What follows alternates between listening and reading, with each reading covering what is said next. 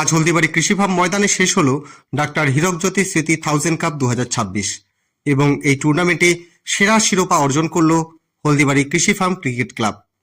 এদিনের ফাইনাল ম্যাচে মুখোমুখি হয় হলদিবাড়ি কৃষি ফার্ম ক্রিকেট ক্লাব বনাম হলদিবাড়ি স্টেশন। টসে জিতে প্রথমে ব্যাটিং করার সিদ্ধান্ত নেয় কৃষি ফার্ম ক্রিকেট ক্লাব।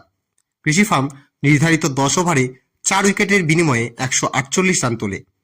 জবাবে হলদিবাড়ি স্টেশন 10 ওভারে 9 উইকেটের বিনিময়ে 108 রান তুলতে সমর্থ হয়।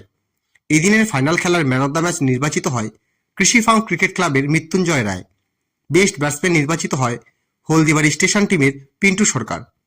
বেস্ট বোলার নির্বাচিত হয় হলদিবাড়ি কৃষি ফার্ম দলের মৃত্যুঞ্জয় রায়। টুর্নামেন্টের বেস্ট ফিল্ডার নির্বাচিত হয় হামিদুল হক এবং ম্যান অব দ্য সিরিজ নির্বাচিত হয় হলদিবাড়ি কৃষি ফার্ম দলের মৃত্যুঞ্জয় রায়।